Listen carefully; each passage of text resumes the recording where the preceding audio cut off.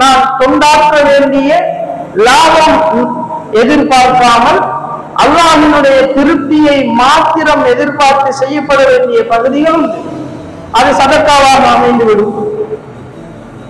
நான் சில நேரம் கடமையான ஜகாத்தை கொடுக்கும் பொழுது கூட இது நிறைவேற்றப்படும். இப்படியாக இஸ்லாம் சொல்லித் தருகின்ற இந்த செயல்களை எல்லாம் நாம் செய்யும் பொழுது நாம் நினைக்காமலே எங்களுடைய மறுமையினுடைய தராசு கணக்கு கொண்டே இருக்கும் எங்களுடைய நன்மைகளினால். எனவேதான் நபி ஸல்லல்லாஹு அலைஹி வஸல்லம் அவர்கள் ஒரு தடவை சொல்லுகிறார்கள், ஒரு சம்பவத்தின் பின்னால், மனிஸ்ததா மின்கும் ஐயம்ஃபா அகாஹு ஃபல்யுஃஅல். உங்களில் யாருக்காவது தனது சகோதரனுக்கு உதவி செய்ய பிரயோசனம் கொடுக்க முடியும் என்றிருந்தால் அதை செய்யுங்கள். என்னால் இந்த சமூகத்துக்கு ஏதாவது செய்ய முடியும். நான் படித்த அல்லது நான் படிக்காத, நான் வாழ்ந்த வாழாத, எனக்கு சொந்தமான சொந்தமற்ற எவராக இருந்தாலும் என்னால் என்னிடம் கல்வி திறமை இருக்கிறது, தொழில் திறமை இருக்கிறது, சொத்து செல்வம் இருக்கிறது, சிறந்த சிந்தனை ஆற்றல் இருக்கிறது, என்னால் முடிந்தவற்றை நான் கொட்ட வேண்டும், இந்த சமூகத்திற்கான அர்ப்பணிக்க வேண்டும். அதிலே என்னுடைய கோபதாபங்களை வைத்து இதனால் என்ன பலன் உண்டு என்று யோசித்து நான் முடிவெடுக்க முடியாது. அர் ரஹ்மானும் அர் ரஹீமுமாகிய எல்லாம் வல்ல அல்லாஹ்வின் பெயர் கொண்டு ஆரம்பம் செய்கிறேன். புகழ் அனைத்தும் அவன் ஒருவனுக்கு உரித்தாகட்டும். அல்ஹம்துலில்லாஹ். சாந்தியும் சமாதானமும் எங்கள் நபி ஸல்லல்லாஹு அலைஹி வஸல்லம் அவர்கள் மீதும், அவர்களை தொடர்ந்து வாழ்ந்த சஹாபாக்கள் மற்றும் இந்த உலகத்தில் உண்மையான இஸ்லாத்தை பின்பற்றும் அனைத்துள்ளங்கள் மீதும் உண்டாவதாக என்று வேண்டியவனாக, அன்பானவர்களே, அல்லாஹ்வின் நல்லடியார்களே, அல்லாஹ்வினால் தரப்பட்ட புனிதமிகு இஸ்லாமிய மார்க்கம் எமக்கு வாழ்வில் எவற்றையெல்லாம் எடுத்து நடக்கும்படி ஏவி இருக்கிறதோ அவை அனைத்தையும் எம்மால் இயன்றளவு எடுத்து நடப்பதோடு, எவற்றை விட்டும் தவிர்ந்து வாழுமாறு எம்மை பணித்திருக்கிறதோ அந்த தீய விடயங்களை விட்டும் வாழ்வில் தவிர்ந்து கொள்ளுமாறும் முயற்சி செய்து முற்றுமுழுதாக அவற்றை புறக்கணித்து வாழுமாறும் முதலில் எனக்கும் அடுத்ததாக உங்களுக்கும் நல்லுபதேசம் செய்து வருகிறேன். அன்பானவர்களே, அல்லாஹ்வின் நல்லடியார்களே, இங்கே வயது முதிர்ந்தவர்கள், இளையவர்கள் என்று வயது வித்தியாசத்தோடு அமர்ந்திருக்கிறோம். முந்தியவர்களுக்கு தெரியும், முந்தியிருந்த காலத்திற்கும் இப்பொழுது இருக்கின்ற இந்த காலத்திற்கும் இடையிலான பலத்த வித்தியாசம். அந்த காலங்களிலே இருந்ததற்கும் இப்பொழுது இருப்பதற்கும் நிறைய வித்தியாசத்தை நீங்கள் அனுபவித்திருப்பீர்கள். அதனை நினைத்து கவலைப்படுவதும் இருக்கும். அதிலே ஒன்றுதான், தற்கால சூழலிலே மனிதர்களுக்கான தேவைகள் அதிகரித்து சேமிப்புகளினுடைய தேவை அதிகமாக மக்களால் உணரப்பட்டதன் விளைவாக அதிகமாக சொத்துக்கள் சேர்ப்பதிலும் அதற்காக வாழ்வை அர்ப்பணிப்பதிலுமே காலம் கழிகிறது. வீட்டிலிருந்து காலெடுத்து வைத்தால் ஒரு ரூபாயேனும் லாபம் இல்லாமல் என்னுடைய பயணம் தொடங்காது. என்னுடைய வாகனத்தை நான் ஸ்டார்ட் செய்வதாக இருந்தால், என்னுடைய உடம்பை குனிந்து நான் கையால் ஒன்றை தொடுவதாக இருந்தால், ஒரு இடத்திலே ஒரு அரை மணி நேரம் நான் நிற்பதாக இருந்தால் எனக்கு லாபம் இல்லை என்றால் நான் அந்த வேலைகளை செய்ய மாட்டேன். லாபம் இல்லாத இடத்திலே, லாபம் இல்லாத அளவுக்கு என்னுடைய நேரத்தை கொடுப்பதிலே எனக்கு என்ன தேவை இருக்கிறது என்று சமூகம் சார்ந்த, ஊர் சார்ந்த, குடும்பம் சார்ந்த, எதிர்கால சந்ததியினுடைய ஆரோக்கியமான வாழ்வு சார்ந்த எல்லா விடயங்களிலுமே தவிர்ப்பை எடுத்துக்கொள்வதை நாம் பார்க்கிறோம். அது சார்ந்த எந்த விடயங்களிலும் ஈடுபடாமல் தான் ஒன்று, தன் வேலை ஒன்று, தன் பாடொன்று என்று வாழ்கின்ற சமூகத்தினை எம்மால் அவதானிக்க முடிகிறது. அதனால் தான் உண்மையில் ஒரு சமூக நிறுவனமாக இருக்கலாம், அது பாடசாலையோ பள்ளிவாயலோ ஊரில் உள்ள பொது இடங்களோ அல்லது நோயுற்றவர்களோ வசதியற்றவர்களோ இவர்கள் எல்லோருக்குமே தாம் உழைத்து தமக்கு வருகின்ற வருவாயினால் எல்லாவற்றையும் நிவர்த்திக்க முடியுமா என்றால் முடியாது. அதற்கு வருகின்ற வருமானத்திற்கு மேலால் செலவு இருக்கிறது, தேவைகள் இருக்கிறது. அவற்றை எப்படி நிவர்த்திப்பது என்னும் பொழுதுதான் எங்களுடைய முந்தைய சமூகத்திலே அது மிகவும் சந்தோஷமாக செய்யப்பட்ட ஒன்று. அதுதான் தன்னார்வ தொண்டு, வாலண்டியரிங் என்று சொல்லுவோம். எந்தவித லாப நோக்கமும் இன்றி என்னுடைய திறமையை, என்னுடைய சொத்து செல்வத்தை, என்னுடைய உடல் உழைப்பை நான் பிறருக்கு வழங்குகின்ற அந்த பணி அது பெரும்பாலும் இப்பொழுது இல்லை. எனவேதான் அது குறித்த ஒரு சில விடயங்களை நான் பார்க்க இருக்கிறோம். உண்மையிலே நாம் இப்படி செய்கின்ற இந்த பணி சமூகத்திற்கோ ஊருக்கோ நான் இருக்கின்ற சூழலிலே உள்ள நிறுவனங்களுக்கோ நலிவுற்றோர்களுக்கோ அது விதவைகளோ அனாதைகளோ படிக்கின்ற மாணவர்களுக்கோ தொழிலற்ற கஷ்டப்படுகின்ற மக்களுக்கோ இப்படியான இந்த தன்னலம் எதிர்பாராமல் இப்படியான இந்த தன்னார்வ தொண்டு என்பது மிகவுமே தேவையான ஒன்று. அது இல்லாத பொழுது அந்த சமூகத்திலே பல பிரச்சனைகள் எழுவதை பார்க்கிறோம். ஆனாலும் அது முஸ்லிம் அல்லாத பிற சமூகத்திடம் ஓரளவு வளர்ந்து வருகின்ற நிலையும் காணப்படுகிறது. முஸ்லிம்களிடம் இல்லாமல் இல்லை, உண்டு. ஆனால் தேவையான பொழுதுகளில் அது கிடைக்காமல் விடும் பொழுது மிகவும் சிரமப்பட வேண்டி இருக்கிறது. ஒரு விடயத்தை அடுத்த கட்டத்திற்கு எடுத்துச் செல்வது அந்த சமூகம் வளர்ந்து கொள்வதற்கு மிகவும் சிரமம். எனவேதான் பொதுவாகவே இப்பொழுது அது பாடசாலைகள் பல்கலைக்கழகங்களிலே பயிற்றுவிக்கப்பட்டாலும் கூட இந்த வாலண்டியரிங் என்கின்ற பகுதி பயிற்றுவிக்கப்படுகிறது. இருந்தாலும் அதனுடைய முழு நோக்கமும் என்ன என்று பார்க்கும் பொழுது என்னுடைய அடுத்த கட்ட ஜொப்புக்கு இது உதவியாக இருக்கும், அல்லது என்னுடைய சீவில இது ஒரு இடத்தை பிடிக்கும், ஒரு எக்ஸ்பீரியன்ஸ் எனக்கு கிடைக்கும் என்கின்ற சில காரணங்களை தவிர்த்து வேறு ஒன்றும் தெளிவாக எதிர்பார்ப்பதற்கு இல்லை. சில பேர் ஆத்மார்த்தமாக உண்மையிலே மன நிறைவுக்காக செய்யலாம். இஸ்லாத்தை பொறுத்தவரையிலே ஒரு முஸ்லிம் எந்த ஒரு செயலை செய்தாலும் அது மறுமை சார்ந்த நலவோடு சார்ந்திருக்க வேண்டும் என்று விரும்புகிறது. எனவே இந்த தன்னார்வ தொண்டு என்பதும் அது மறுமை சார்ந்த அல்லாஹ்வுக்காக செய்யப்படுகிறது என்கின்ற எண்ணத்தோடு அது செய்யப்பட வேண்டும் என்று இஸ்லாம் விரும்புகிறது. அல்லாஹ் தஆலா குர்ஆனிலே சொல்லும் பொழுது நல்ல விடயங்கள் தக்வாவான விடயங்களுக்கு நீங்கள் உங்களுக்குள் ஒருவருக்கொருவர் உதவியாக இருந்து கொள்ளுங்கள் என்று குர்ஆன் சொல்லித் தருகிறது. எனவே நல்ல விடயங்களுக்கு நாம் எங்களுக்குள் பரஸ்பரம் ஒன்றாக இருப்பதனுடைய அர்த்தமே இதுதான். ஒருத்தருக்கான தேவை வரும் பொழுது நாங்கள் கொடுக்கின்ற அந்த முஆவனா அத்தாவு, நாங்கள் கொடுக்கின்ற அந்த உதவி ஒருவருக்கொருவர் அது இருக்கும், எதிர்பார்ப்புகள் அற்றிருக்கும். அவர் எனக்கு செய்தாரா இல்லையா என்பது தெரியாது, நான் செய்ய வேண்டும். அவர் எனக்கு தந்தாரா இல்லையா என்பது தெரியாது, நான் கொடுக்க வேண்டும்.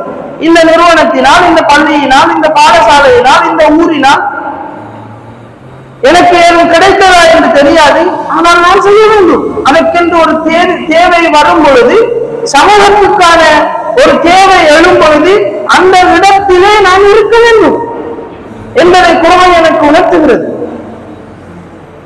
இதனை இஸ்லாம் எந்த அளவுக்கு எங்களுக்கு பழக்கப்படுத்துகிறது என்றால், நபி ஸல்லல்லாஹு அலைஹி வஸல்லம் அவர்கள் சொன்னார்கள், ஈமான் என்பது 70 சொச்சம் கிளைகளை கொண்டது.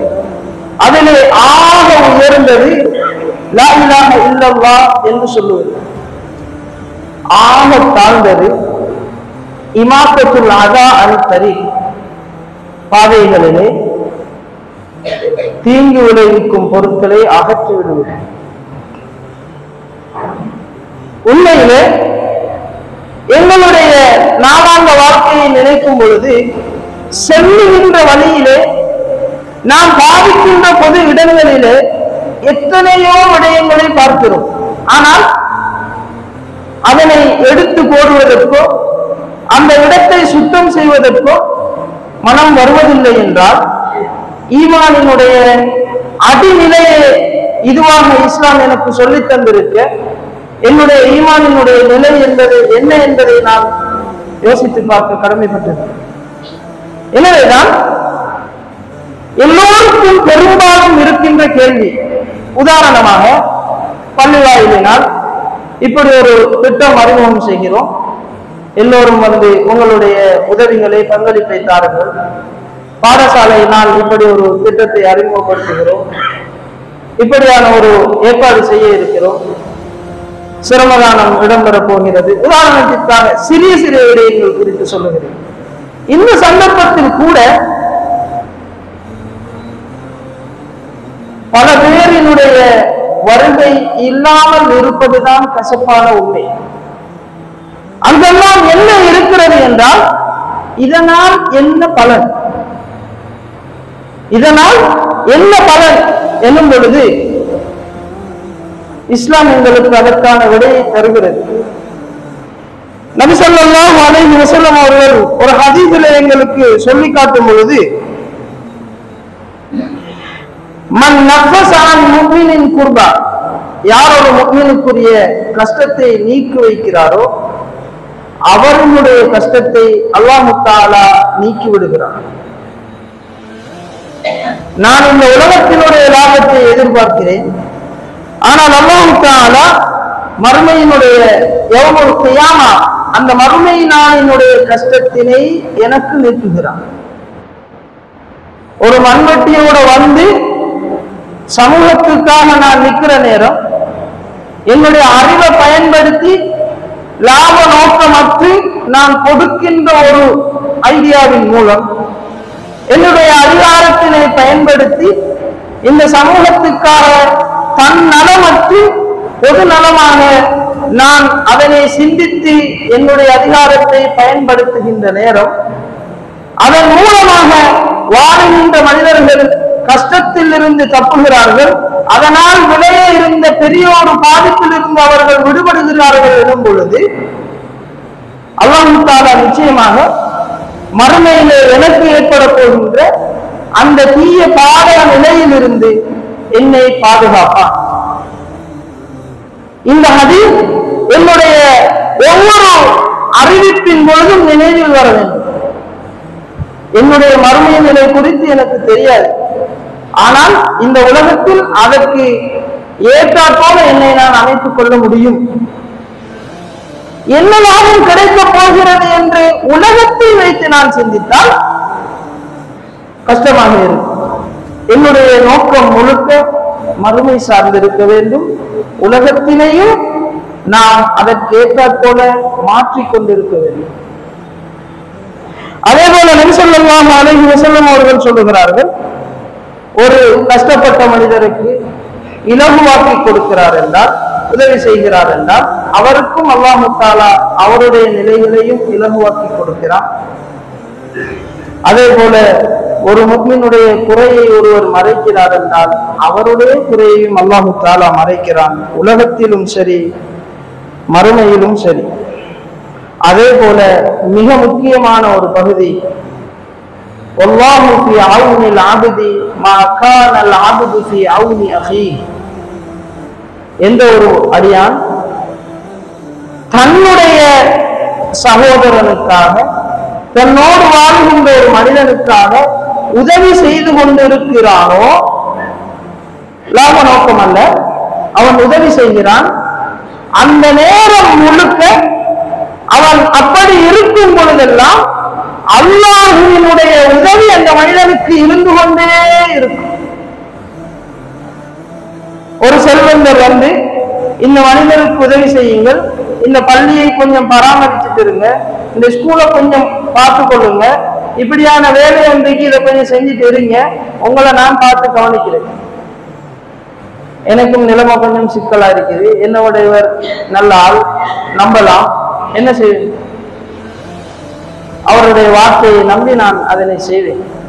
நபிகளார் சொல்லுகிறார்கள், ஒரு அடியான் தன்னுடைய சகோதரனுக்கு உதவி செய்து கொண்டிருக்கும் காலமெல்லாம் அல்லாஹ் தஆலா அவனுக்கு உதவி செய்து கொண்டே இருப்பான்.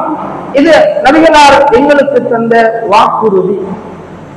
எனவேதான் அல்லாஹ்வர்களே, அல்லாஹ்வின் நல்லடியார்களே, இந்த ஹதீஸுகள் எங்களுடைய உணர்விலே ஒன்றாக கலந்து சமூகத்திற்கான தேவை என வரும் பொழுது அது தொழில் ரீதியான ஏற்பாடுகளாக இருக்கலாம், கல்வி சார்ந்த விடயங்களாக இருக்கலாம், சமூகத்தினுடைய ஏதாவது ஒரு அச்சுறுத்தலை இல்லாமல் ஆக்குகின்ற விடயமாக இருக்கலாம், சமூகத்திற்கான பாதுகாப்பு தேவைய நிலையாக இருக்கலாம், சமூக நிறுவனங்களான பொது நிறுவனங்களான பாடசாலைகள், பள்ளிவாயில்கள், இப்படியான விடயங்களாக இருக்கலாம், சமூகத்திலே இருக்கின்ற கஷ்டப்பட்ட விதவைகள், அனாதைகள், விசேட தேவையுடையவர்கள், தொழிலற்ற கஷ்டத்தில் வாழுகின்ற குடும்பங்கள், இவர்களுக்கெல்லாம் இவையெல்லாம் ஒரு சில விடயங்கள். இதை தவிர்த்து நிறையவே உண்டு. நான் தொண்டாற்ற வேண்டிய லாபம் எதிர்பார்க்காமல் அல்லாஹ்வினுடைய திருப்தியை மாத்திரம் எதிர்பார்த்து செய்யப்பட வேண்டிய பகுதிகள் உண்டு. அது சதக்காவாக அமைந்துவிடும். நான் சில நேரம் கடமையான சகாத்தை கொடுக்கும் பொழுது கூட இது நிறைவேற்றப்படும். இப்படியாக இஸ்லாம் சொல்லித் தருகின்ற இந்த செயல்களை எல்லாம் நாம் செய்யும் பொழுது நாம் நினைக்காமலே எங்களுடைய மறுமையினுடைய தராசு கணக்கு கொண்டே இருக்கும் எங்களுடைய நன்மைகளினால். எனவேதான் நபி ஸல்லல்லாஹு அலைஹி வஸல்லம் அவர்கள் ஒரு தடவை சொல்லுகிறார்கள், ஒரு சம்பவத்தின் பின்னால்,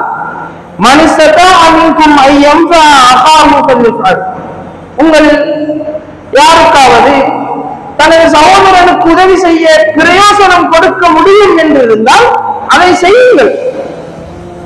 என்னால் இந்த சமூகத்துக்கு ஏதாவது செய்ய முடியும். நான் படித்த அல்லது நான் படிக்காத, நான் வாழ்ந்த வாழாத, எனக்கு சொந்தமான சொந்தமற்ற எவராக இருந்தாலும் என்னால் என்னிடம் கல்வி திறமை இருக்கிறது, தொழில் திறமை இருக்கிறது, சொத்து செல்வம் இருக்கிறது, சிறந்த சிந்தனை ஆற்றல் இருக்கிறது, என்னால் முடிந்தவற்றை நான் கொட்ட வேண்டும், இந்த சமூகத்திற்கான அர்ப்பணிக்க வேண்டும். அதிலே என்னுடைய கோபதாபங்களை வைத்து இதனால் என்ன பலன் உண்டு என்று யோசித்து நான் முடிவெடுக்க முடியாது. முன்பிருந்த காலங்களிலே ஒரு விடயத்திற்காக பல பேர் பாடுபட்டு இருப்பார்கள். இப்பொழுது பல விடயங்களுக்காக சில பேர் பாடுபட வேண்டிய கட்டத்தில் தான் இருக்கிறது. இந்த நிலை தொடர்ந்து கொண்டே போனால் யோசித்து பாருங்கள், இந்த காலத்திலே இதற்கு முன்பு இருந்த நல்ல மக்களை பார்த்து வளர்ந்த சமூகமே இதிலே சிரத்தை எடுத்துக் கொள்ளாமல் கவனம் இல்லாமல் வாழுகின்றோம் என்றால்,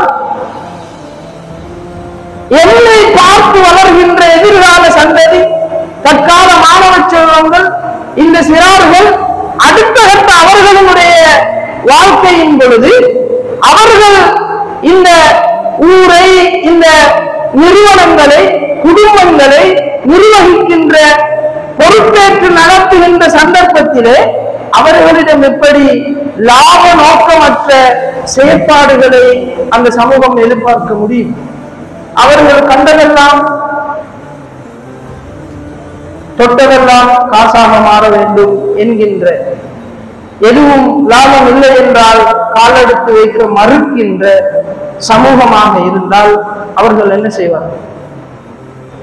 எனவேதான் இந்த நிலையிலிருந்து எங்களை நாம் மாற்றி சமூகத்திற்கு பிரயோசனமான சமூகத்தை அடுத்த கட்ட சந்ததியினரை நாம் வளர்க்க வேண்டும் என்றால் நிச்சயமாக எங்களுடைய வாழ்க்கையை நாம் மாற்றிக்கொள்ள வேண்டும்.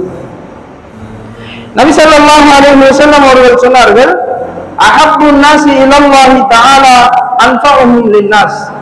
அல்லாஹ்வுக்கு மிகவும் விருப்பத்திற்குரிய மனிதர், மனிதர்களுக்கு பிரயோசனமிக்கவர் என்று நபி ஸல்லல்லாஹு அலைஹி வஸல்லம் அவர்கள் சொன்னார். நாம் நினைக்கலாம், நான் அல்லாஹ்வினுடைய விடயத்தில் சரியாக இருக்கிறேன், 5 நேரம் தொழுகிறேன், ஹஜ்ஜுக்கு சென்றிருக்கிறேன், ஜகாத் கொடுக்கிறேன், இதர கடமையான விடயங்களை செய்துவிட்டு என் பாட்டு உண்டு என்று நான் இருக்கிறேன். ஆனால் எனக்கு நன்றாக தெரிகிறது, இந்த சமூகத்திலே தேவை இருக்கிறது, அதனை நிவர்த்திப்பதற்கான ஏதோ ஒரு வகையிலான வழி என்னிடம் இருக்கிறது. இந்த சமூகத்திற்கு, என்னை சுற்றியுள்ளவர்களுக்கு என்னால் ஏதாவது செய்ய முடியும், அதற்கு உரித்தான தகமையோடு நான் இருக்கிறேன் என்று தெரிந்தும் நான் இந்த சமூகத்திற்கு பிரயோசனமற்றவனாக இருக்கிறேன் என்றால் என்னுடைய நிலை அல்லாஹ்விடத்தில் எப்படி இருக்கும்?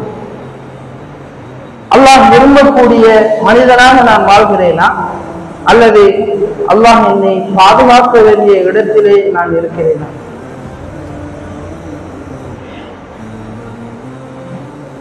இப்படியாக நபி ஸல்லல்லாஹு அலைஹி வஸல்லம் அவர்களும்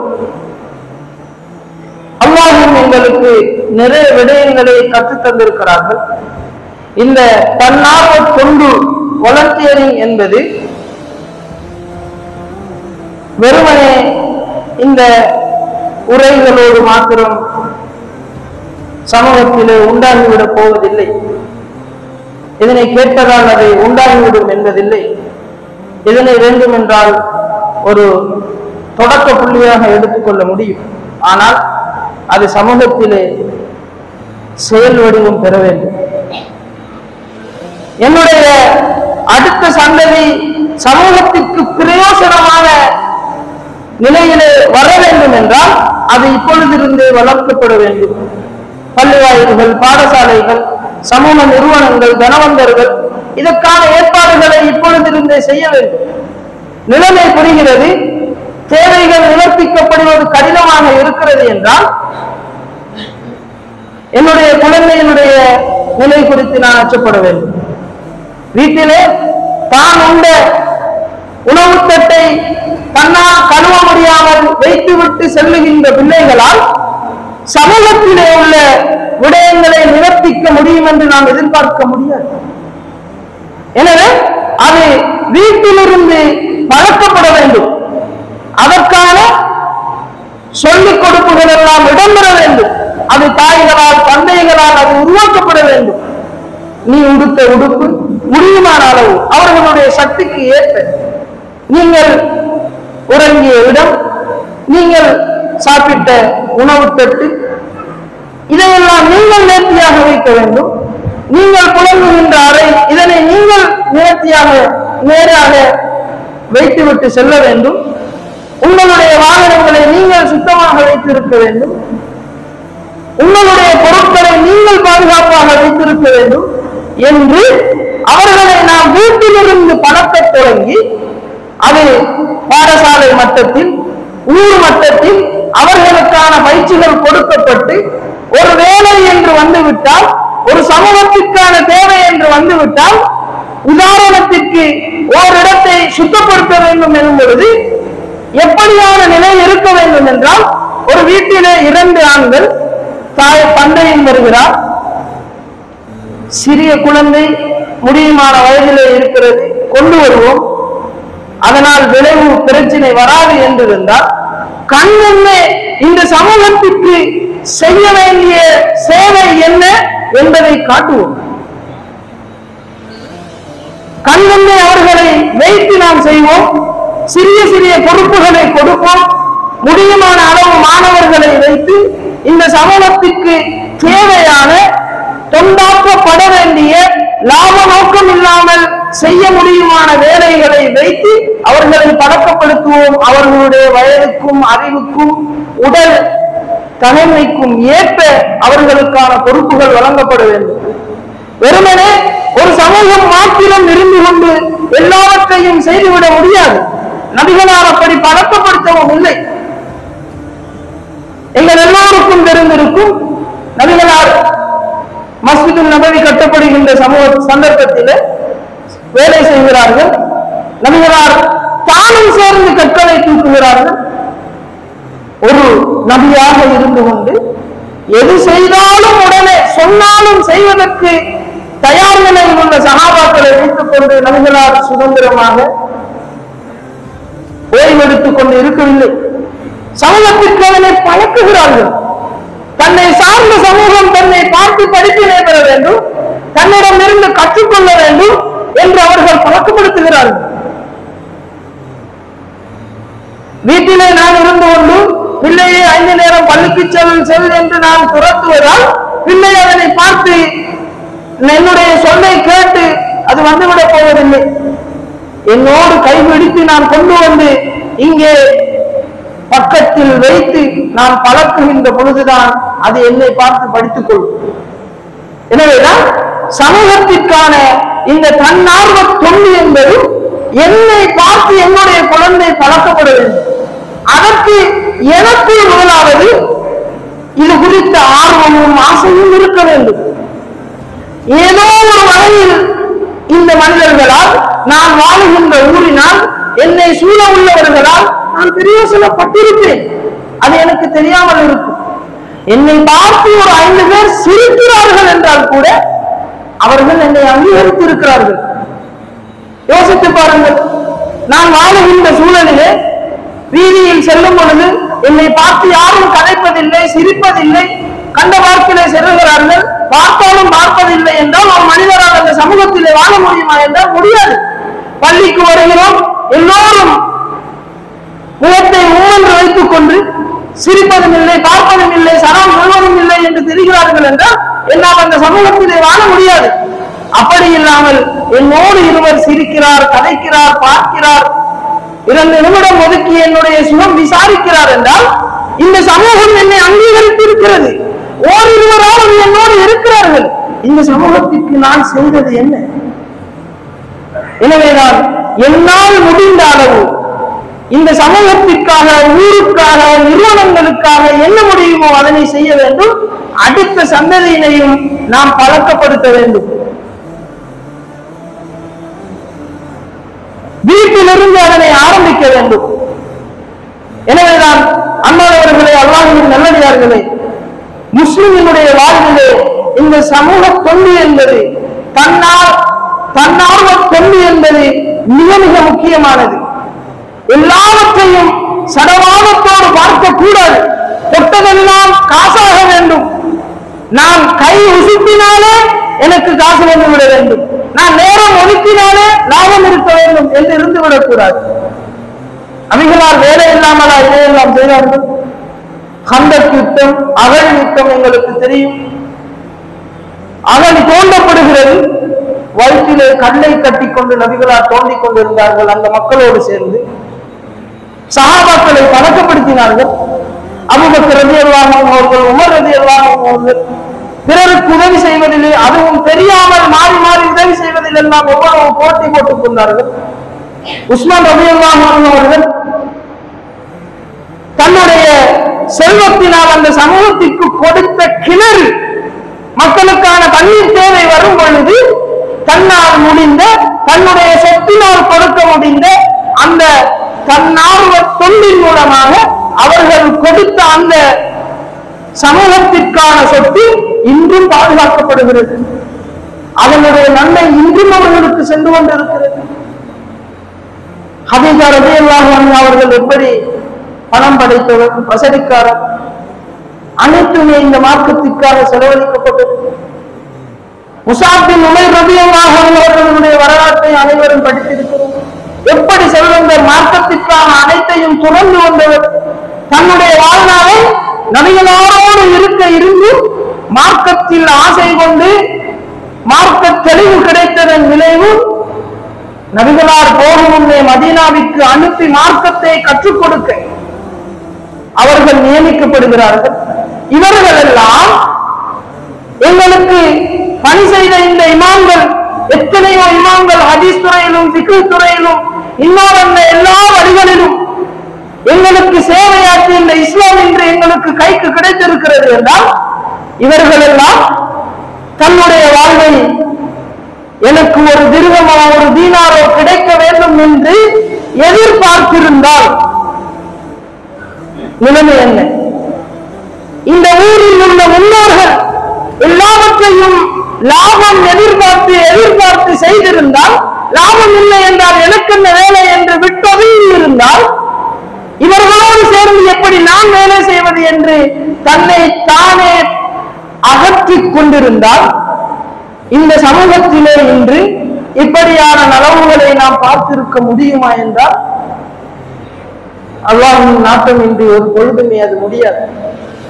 எனவேதான் அன்பானவர்களே, அல்லாஹ்வின் நல்லடியார்களே, எங்களுடைய வாழ்விலே அல்லாஹ்வினுடைய கடமைகளை சரிவர செய்வதோடு நான் சார்ந்த இந்த சமூகத்திற்கும் என்னால் முடிந்த பிரயோசனமான பங்களிப்புகளை என்னுடைய அறிவினாலும், என்னுடைய நேரத்தினாலும், என்னுடைய சொத்துக்களினாலும், என்னுடைய உடல் உழைப்பினாலும் நான் வழங்க வேண்டும் என்கின்ற உறுதியான எண்ணம் எனக்குள் வந்துவிட்டால் என்னை யாரும் தட்டி எழுப்பி திரட்டி வேலை செய்ய தேவையில்லை. என்னால் அங்கே இருக்க முடியும். ஏன்? நான் அல்லாஹ்வுக்காக செய்வோம். யாருடைய முகமும், யாருடைய சிரிப்பும், யாருடைய அவதானிப்பும் எனக்கு தேவையில்லை. எனவேதான் அப்படியான நல்ல மக்களாக அல்லாஹ் தஆலா அனைவரையும் பொருந்திக் கொள்வாராக. வஆகிரு தஅவானா அல்ஹம்துலில்லாஹி ரப்பில் ஆலமீன்.